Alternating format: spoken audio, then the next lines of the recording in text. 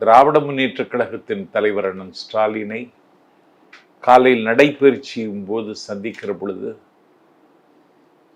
உங்களை நலம் விசாரிக்க வர வேண்டும் என்று தான் நான் கருதியிருந்தேன் என்று சொன்னேன். வாங்கண்ண, வீட்டுக்கு வாங்கன்னு சொன்னால முதலமைச்சரை வீட்டில் போய் சந்தித்தார். அந்த சந்திப்பில் அவருடைய ரணம் கொஞ்சம் ஆறி இருக்கிறது. அவருடைய மனம் ஒரு பூவை போல இப்பொழுது மலர்ந்திருக்கிறது. அடுத்த கட்ட நகர்வு எதுவாக இருந்தாலும் திராவிட முன்னேற்றக் கழகத்தோடு இணைந்தும் இசைந்தும் இயங்குவதற்கு அவர் அணியமாகிவிட்டார். அவருடைய இருப்பை இல்லாமல் ஆக்கத் துடிக்கிற எடப்பாடியிடமிருந்தும் மோடியிடமிருந்தும் அவருக்கு ஒரு விடுதலை கிடைத்திருக்கிறது.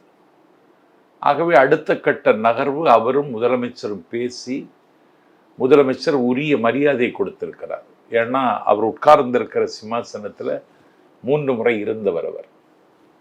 அதனால உரிய மரியாதை கொடுத்து 2 பேரும் சந்தித்திருக்கிறார்கள். போக போக அது எங்கே போய் முடியும் என்று நமக்கு தெரிய வரும்.